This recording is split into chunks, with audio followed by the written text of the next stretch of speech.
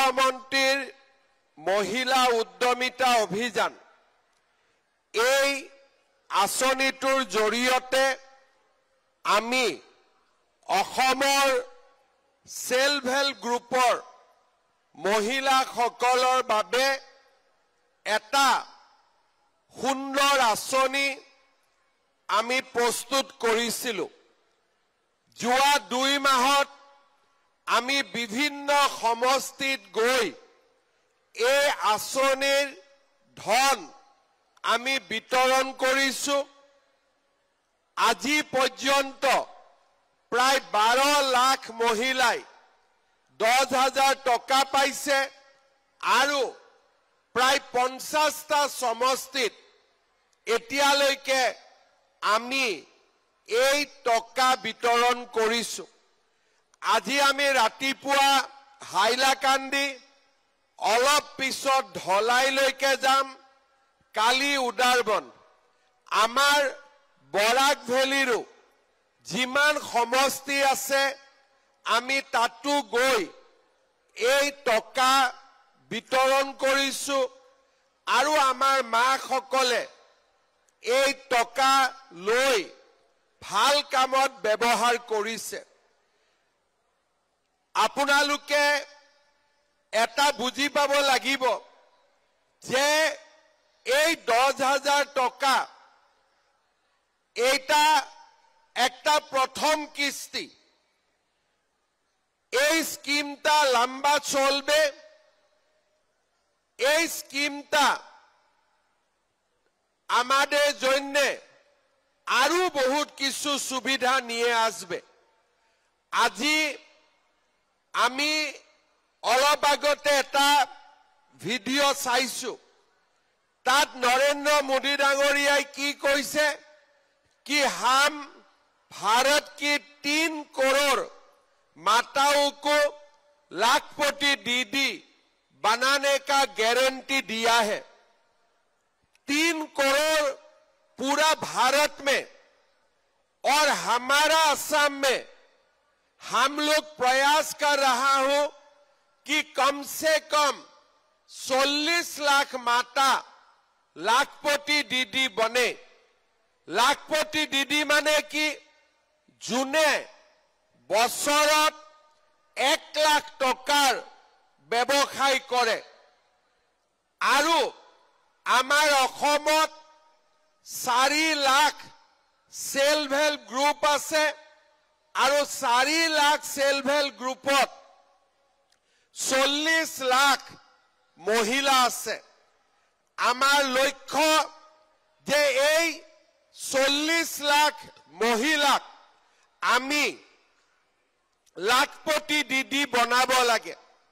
আমি কেনেকে লাখপতি দিদি বনাম তাৰ কাৰণে আমি এটা প্ল্যান কৰিছো যে আমাৰ যিসকল মহিলাই লাখপতি দিদি হ'ব খোজে তেওঁলোকক আমি সহায় কৰিম।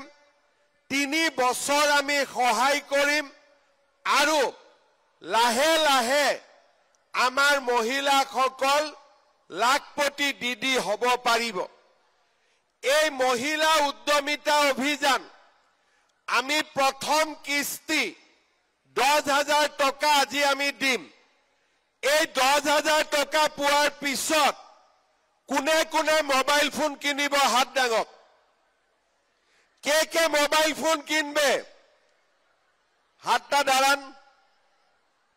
আচ্ছা, কোনে কোনে মোবাইল নিকিনে তেওঁলোকে হাতটো উঠাওক। আর বাকি বিলাকে কিনিব। কোনে কোনে নিকিনে मोबाइल हाथ दांगक। ठीक है, आप लोग मोबाइल नहीं खरीदेगा, मोबाइल किनबे ना, ठीक আছে। তাহলে আপনারা টাকাটা কি করবে? আমি আপনালোকক মই 3টা এডভাইস দিম।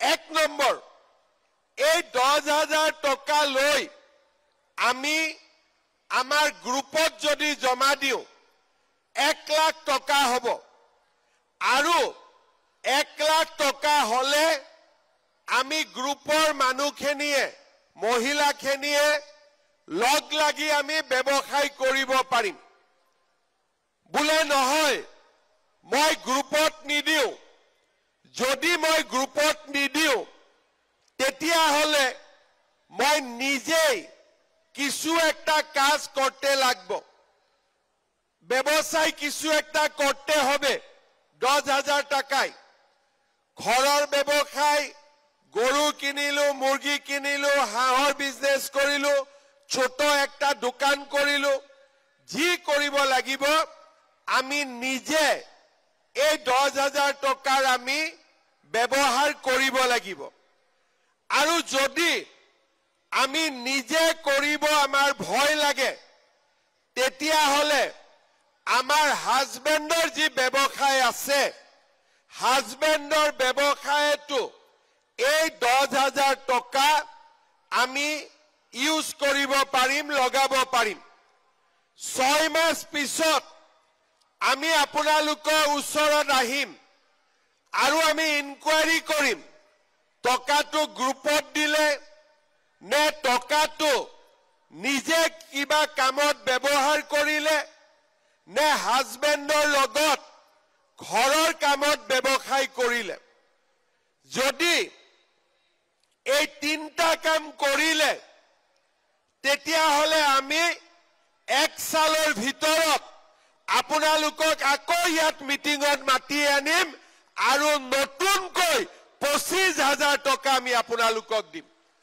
সেকেন্ড ইনস্টলমেন্ট 25,000 টকা আৰু 25,000 টকাটো যদি প্ৰথমতে যি কামত খৰচ কৰিলে তাতে যদি আৰু ভালকৈ 25,000 টকা খৰচ কৰে 3 বছৰৰ ভিতৰে আমি আপোনালোকক আবার 50,000 টাকা আমি দিমু ফার্স্ট কিস্তিতে 10,000 সেকেন্ড কিস্তিতে 25,000 থার্ড কিস্তিতে 50,000 ভালো হবে কি খারাপ হবে ভালো করে বলেন ভালো হবে কি খারাপ হবে ভালো হবে তো কিন্তু ইয়ার মাঝেও একটা কথা আছে এই স্কিমটা পাওয়ার জন্য 10,000 টাকা 25,000 টাকা 50,000 টাকা আমি কেতিয়া পাম যেতিয়া আমার ঘরত 3টা বাচ্চাতকৈ বেশি বাচ্চা নহয় যিকোনো খবৰৰ বাবে যোগাযোগ কৰক 7099017330 লগতে 7099017110 নম্বৰত